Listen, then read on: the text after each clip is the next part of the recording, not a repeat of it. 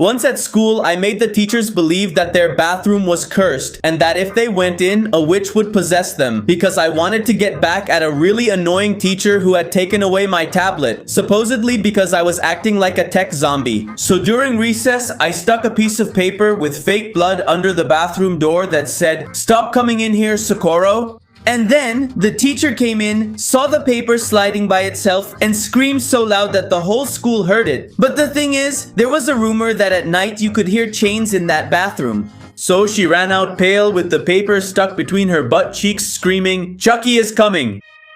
She called the principal and they even sprinkled holy water on the door. I didn't say anything, and Socorro still thinks that Chucky is going to come for her and take her away. After making Socorro almost exorcise the bathroom because of Chucky, there was also the time when Panzas wanted to trade his eyesight for 100 pesos because I almost blinded my friend Panzas once. Because I brought a green laser to school that I had bought at the fair. So I told Panzas, "Look dude, this laser is really powerful." He asked me, "How much will you give me if you point it at my eye?" I wondered what was up with him. I told him, "Panzas, if you want money, just ask." But he refused, saying he doesn't beg. Then he said to me, "If you give me 100 bucks, I'll let you point it at my eye."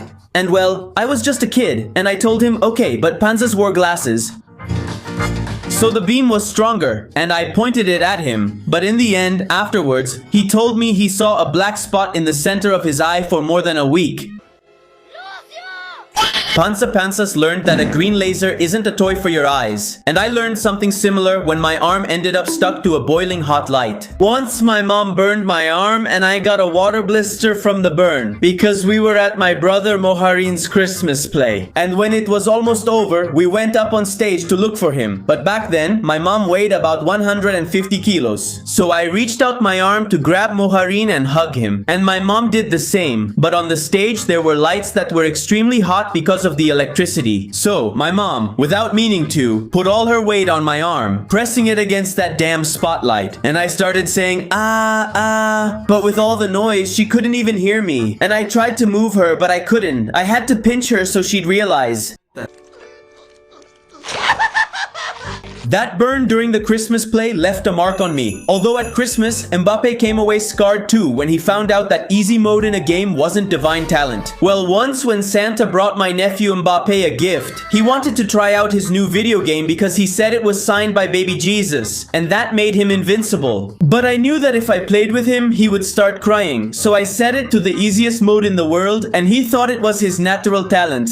So, every time he killed an enemy, he shouted, "I'm a Christmas legend." But he got intense. He started showing off to the whole family. So I turned off easy mode without him noticing. And in 20 seconds, the enemies destroyed him. His face was so sad that even the tree turned off by itself. And that day, he learned that not all Christmas gifts are miracles.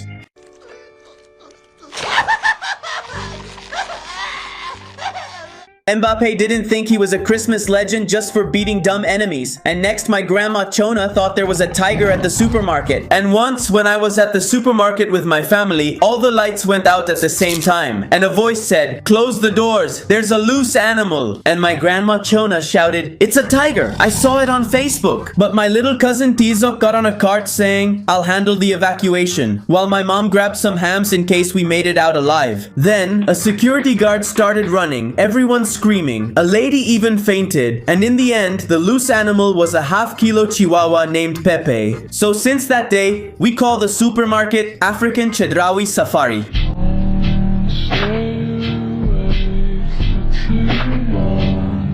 In the end, the supermarket tiger was just a ridiculous little chihuahua. Not like the next story, where my dad actually turned a fish tank into a funeral. It turns out that once my dad killed his friend Dolphin's fish, because one day, the dolphin was going to leave the city. So he said to my dad, "Hey buddy, can you take care of my 3 little fish? You just have to feed them." And well, my dad agreed. So one night, my dad poured almost half a jar of food into the fish tank so they could eat if they got a late night craving. But then, the next morning, we woke up and my dad said, "Look family, the fish are chubbier and they're sleeping." But actually, they were belly up and dead because they ate all the food my dad left for them. And poor Dolphin felt really down.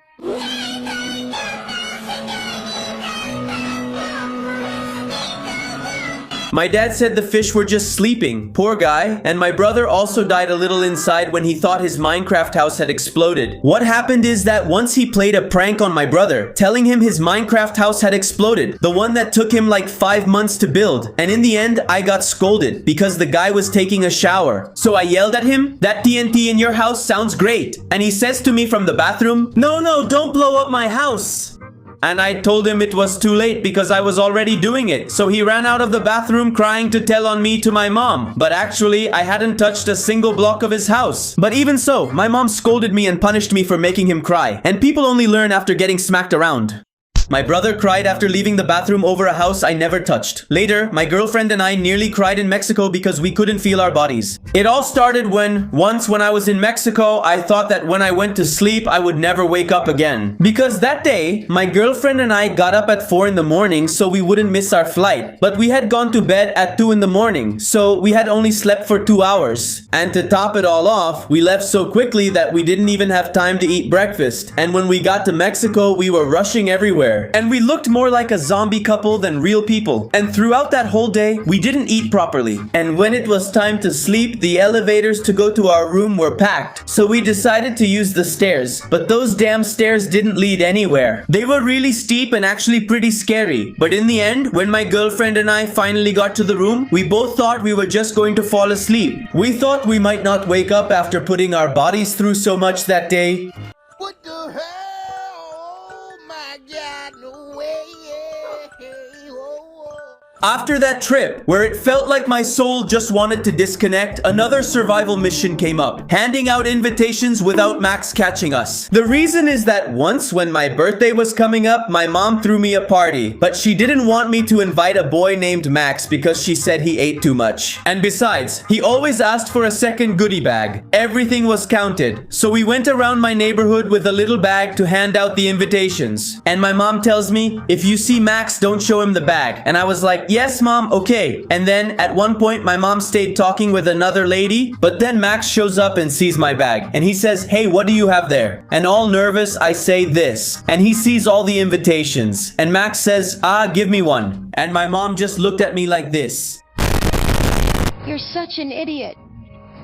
Yeah, idiot. Max had a knack for sniffing out other people's parties. And during the pandemic, I had a talent for ruining food. Like that time, I washed my mazapan candies with soap. This was once when there was COVID. The worst thing in my life happened to me because I had bought some marzipans to survive, enjoying the pandemic. But when I was about to eat them, I washed them all with the wrapper on so I wouldn't catch COVID. Then later on when I wanted to eat them, I saw they were all falling apart. But even so, I put them in my mouth. But when I tasted them, they tasted like skunk fart because the soap and water had gotten into the marzipan. And from that moment, my taste for marzipan was ruined. Now they disgust me, and I don't like them anymore.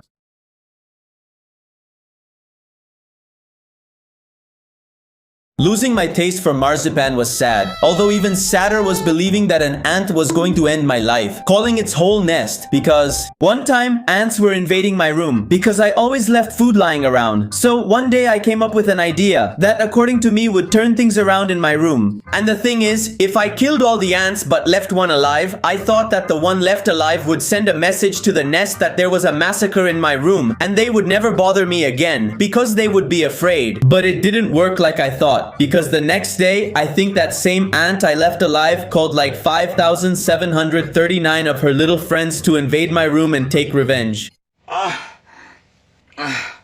My God, sir, save me. That ant didn't go to warn them to be afraid. She went to bring an army. But in the next one, my buddy the Brainiac also freaked out when he swallowed a water orby. Once, my buddy the Brainiac got scared to death and thought he was going to meet his great-grandparents because we were playing with a water orby. The first one to land it in the other's mouth would win. Then it was my turn and I got it in his mouth, but it went too far and he swallowed it. Then, really worried, he said, "Oh man, I'm done for. That thing will keep growing in my stomach and I'll end up in the cemetery." But obviously those little balls have a growth limit. But just to mess with him, I said, "Man, we better say goodbye because the Grim Reaper's coming for you." And he started crying and running around in circles. He was even about to call 911.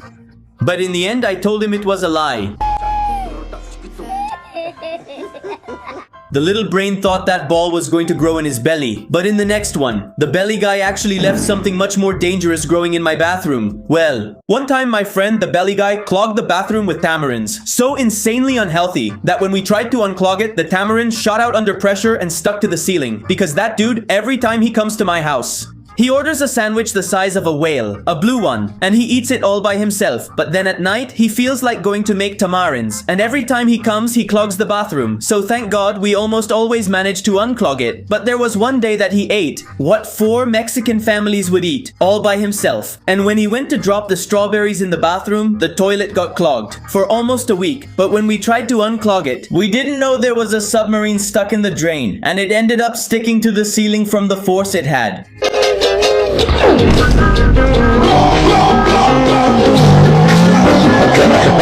After seeing a tamarind stuck to the ceiling, I thought nothing else could embarrass me anymore. Until a buddy named Pepe confessed everything to Santa. And the thing is, once when it was Christmas, my friend Pepe, who always said whatever popped into his one brain cell, made us feel embarrassed and die of laughter in Liverpool. Because we were in line to tell Santa what we wanted for Christmas. And Pepe, with all the confidence in the world, says, I'm going to tell him even how I'm going to die. And when it was his turn, Pepe starts, Santa, this year I was really bad. I peed the bed 37 times, I kicked 2 dogs, I stole some Cheetos, I farted everywhere. And Santa says, just to make Pepe stop talking, the important thing is that you're honest, son. And we in the line were cracking up laughing. But Pepe's mom was redder than a tomato. And that Christmas we learned that Pepe's honesty is so big it can even make Santa sweat. Subscribe if you want a friend like Pepe. Son of the devil, holy Jehovah. Pepe turned Santa's line into public therapy. And to top it off, my family decided that getting on an inflatable reindeer with hungry alligators in the water was a good idea. Turns out that one time at Christmas, my family and I went to a lake and we had the brilliant idea to rent an inflatable reindeer to be in the water. Spoiler, it wasn't brilliant because the person in charge goes and tells us, get on the floating reindeer, family, it's very safe. And I'm like, yeah, safe my stinky butt. As soon as we got on, it felt like a roller coaster because the reindeer started spinning like it was possessed and we were screaming like cats in heat. I yelled at the guy in charge, hey, is this normal? And the jerk says, of course, just be careful with the alligators. They bite when they're nervous. So I thought I was going to be Christmas dinner for a crocodile. But in the end, we fell into the water, but there weren't any alligators. Pay attention for once. You don't have any enemies. Mama, I'm a criminal. Mama, I'm a criminal. Mama, I'm a criminal. Mama,